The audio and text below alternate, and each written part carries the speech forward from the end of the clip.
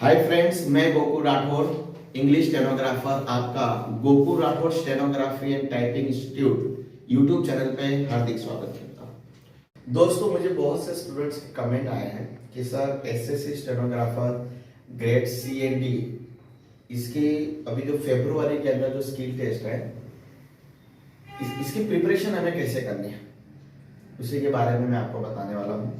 और साथ में जो कैंडिडेट ने सचिवालय की एग्जाम दी है उसके बारे में भी बताने वाला हूँ। तो देखिए, आप जो भी स्टूडेंट, सबसे पहली बात कि जो स्टूडेंट स्टेनोग्राफी का नॉलेज रखता है, जिसे स्टेनो सीखा हुआ है, तो अब पहले 2 महीना है। सबसे पहली बात तो आपके मन का जो डर है ना, इसको दूर कर दो। जब तक आपका कॉन्फिडेंस लेवल 100% नहीं होगा ना, आप वहां लिख ही नहीं पाओगे। सिर्फ आपको करना क्या, देखिए 2 महीना है, ये कम नहीं है। 2 महीना बहुत ज्यादा होता है। मैं जिस तरह से बताऊंगा, अगर उस तरह से अगर आपने थोड़ा भी अगर फॉलो कर लिया ना, तो पास होने के चांसेस है। तो करना क्या, मैं आपको बता दूं। सबसे पहली बात, भले ही आपको आता है, ये न्यू एरा पिटमैन बुक है। इस बुक की लास्ट पेज पे आप जाओगे तो यहाँ लिस्ट 1 2 3 है, उसके जो शॉर्ट फॉर्म्स है उसकी प्रैक्टिस कर लीजिएगा।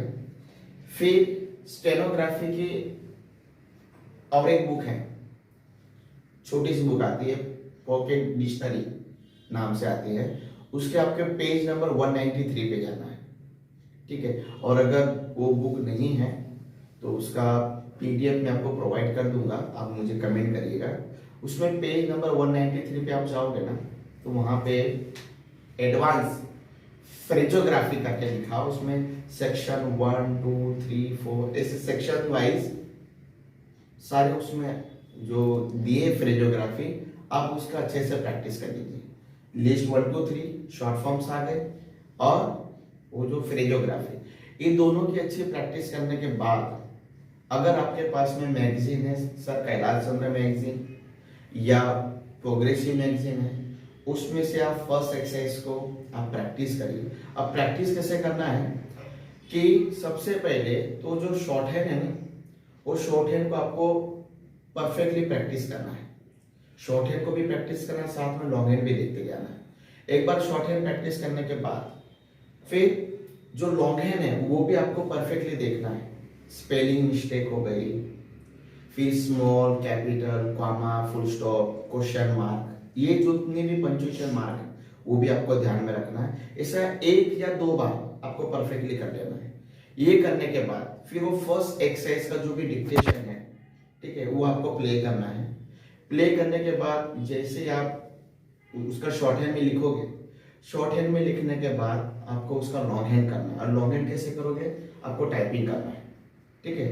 अब टाइपिंग करने के बाद वो जो पेज है, उस पेज का प्रिंट आउट निकालिए, ठीक है। शॉर्ट हैंड को शॉर्ट हैंड के साथ मैच करिए, लॉन्ग हैंड को लॉन्ग हैंड के साथ मैच करिए। फिर देखिए आपका मिस्टेक कहां पर हो रहा है। क्या आपके वर्ड स्किप हो रहे हैं, ये आपको देखना है। दूसरी बात, क्या आपकी स्पेलिंग मिस्टेक हो रही है, क्या आपके पंक्चुएशन जो मार्क होते हैं, फुल स्टॉप, कॉमा, उसमें मिस्टेक हो रही है, या स्मॉल या कैपिटल लेटर में मिस्टेक हो रही है, ये आपको ध्यान देना है। यानी आपकी कमी क्या है मेन, वो आप एक बार समझ गए ना, तो आप आसानी से पास हो जाओगे। जहां कमी है आपको वहां ज्यादा काम करना है।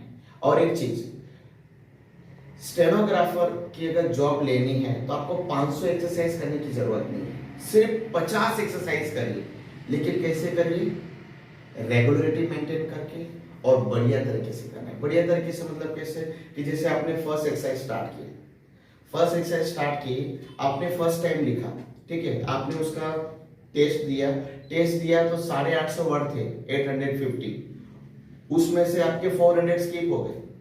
फिर आप डायरेक्टली सेकंड एक्सरसाइज की प्रैक्टिस करने बैठे, तो ये नहीं करना है। जब तक फर्स्ट एक्सरसाइज में आपकी परफेक्ट एक्यूरेसी नहीं आती, तो 4 से 5 बार, मैं तो बोलूं 10 बार, उसी फर्स्ट एक्सरसाइज को बार बार रिपीट करो।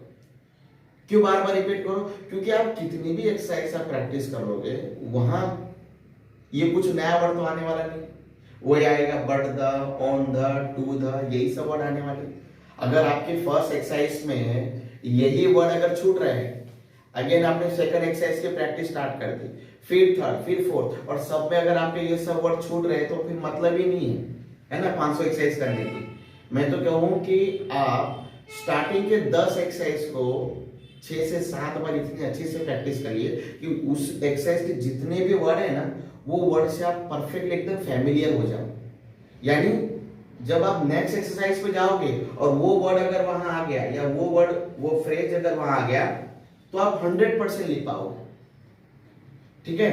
और एक चीज, हम जब लॉन्ग हैंड करते हैं ना तो लॉन्ग हैंड करते समय बहुत बार क्या होता है कि कुछ वर्ड हमारे स्किप हो जाते हैं और वो वर्ड होते हैं जो नॉर्मल, जो रेगुलर हम लोग प्रैक्टिस करते हैं, फ्रेजोग्राफी।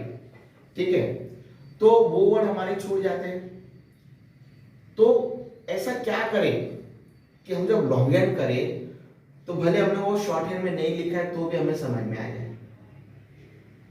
तो क्या है इसका जवाब? वो प्रैक्टिस है। क्या है? प्रैक्टिस।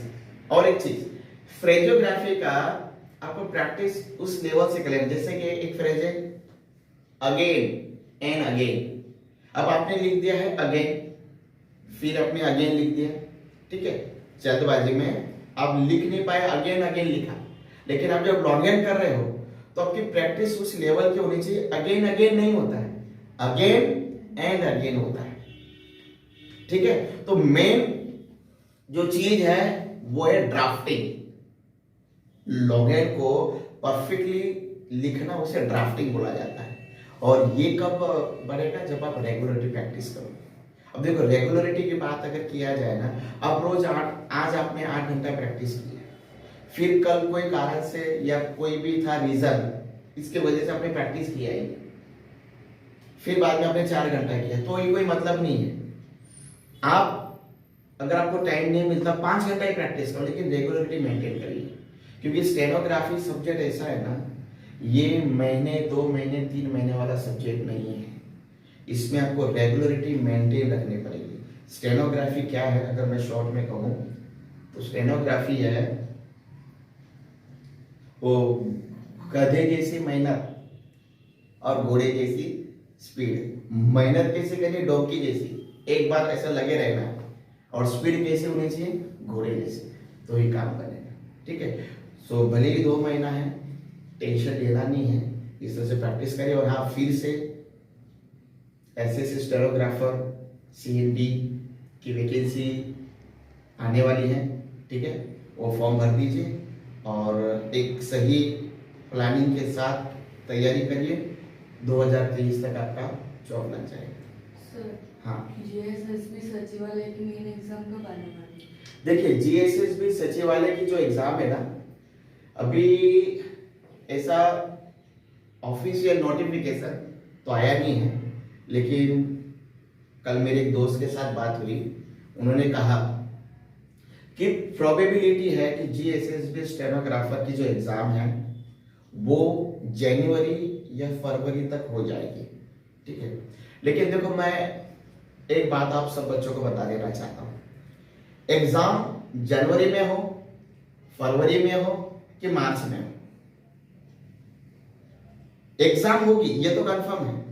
हम कितने तैयार हैं हमको वो पहले देखना है। ठीक है ना, तो ये जो टाइमिंग जो मिल रहा है हमें, इसका सही सदुपयोग कर लीजिए। रेगुलर मैं जैसे बता रहा हूं उस तरह से प्रैक्टिस करिए। ठीक है ना, और अगर आपको ये डिक्टेशन चाहिए तो मेरे ऑनलाइन बैचेस अवेलेबल है। मेरे स्टूडेंट दिल्ली से, मुंबई से, आंध्र प्रदेश से है, वो रेगुलर प्रैक्टिस कर रहे हैं। अगर आपको डिक्टेशन चाहिए तो मेरे बैचेस स्टार्ट है, आप मुझे कांटेक्ट कर सकते हैं। और हाँ, ऑफलाइन क्लास भी स्टार्ट है। जो स्टूडेंट सूरत में या सूरत के ही नजदीक में रहते हैं तो आप आ सकते हैं।